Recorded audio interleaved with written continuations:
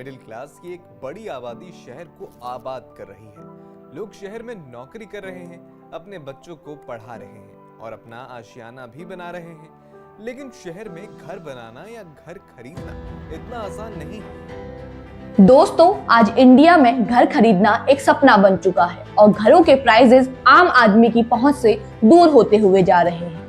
एक सर्वे के मुताबिक अगर किसी आदमी को इंडिया की मेट्रो सिटीज में कोई नया घर लेना है तो इसके लिए उसे करीब अपने 10 से 15 साल की सैलरी को सेव करना पड़ेगा, जिसकी वजह से लोगों को रेंट पे रहना पड़ता है। लेकिन आज तक लोगों को ये ट्रेंड समझ में नहीं आया, जब इंडिया में इतने सारे फ्लैट्स और घर खाली हैं तो फिर भी ये घरों के दाम घटने के बजाय बढ़ते क्यों जा रहे हैं। तो दोस्तों, इसके बहुत सारे रीजन हैं और उन्हीं रीजंस को आज हम इस वीडियो में डिस्कस करेंगे। हमारा पहला रीजन है रैपिड अर्बनाइजेशन, जिसकी वजह से ये दाम बढ़ते ही जा रहे हैं।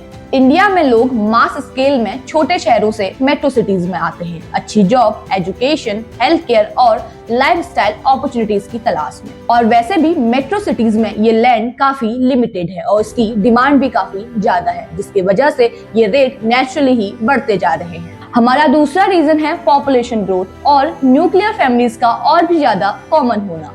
पहले के टाइम पे लोग एक जॉइंट फैमिली में रहा करते थे और एक ही घर में एडजस्ट किया करते थे, लेकिन आज सबको अपना अलग घर चाहिए, जिसकी वजह से घरों की डिमांड और भी ज्यादा एक्सप्लोड कर रही है और ये प्राइसेस और भी ज्यादा बढ़ते चले जा रहे हैं। हमारा अगला रीजन है इंफ्रास्ट्रक्चर डेवलपमेंट। जैसे ही गवर्नमेंट इन्वेस्ट करती है highway, metro rail projects, airports, smart cities और इंडस्ट्रियल कॉरिडोर्स में, तो जो एरिया आउटस्कर्ट्स बोले जाते हैं वो भी वेल कनेक्टेड हो जाते हैं और डिजायरेबल भी हो जाते हैं। जैसे ही इंफ्रास्ट्रक्चर इम्प्रूव होता है वैसे ही लैंड की वैल्यू और प्रॉपर्टी के प्राइसेस बढ़ने लग जाते हैं।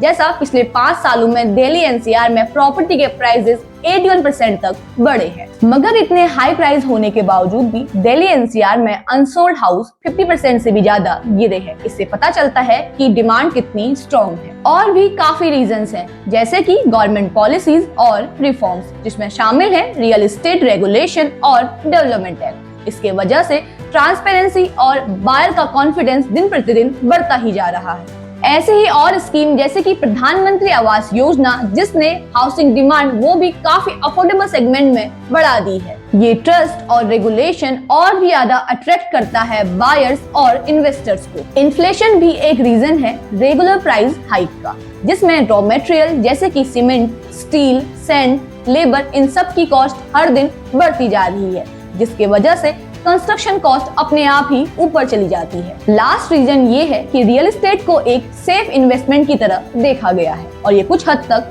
सच भी है, क्योंकि रियल एस्टेट के प्राइसेस को हमेशा बढ़ते हुए ही देखा गया है और इसी वजह से इकोनॉमिक स्लोडाउन के जगह पे भी प्रॉपर्टी प्राइसेस हमेशा बढ़ते ही रहे हैं।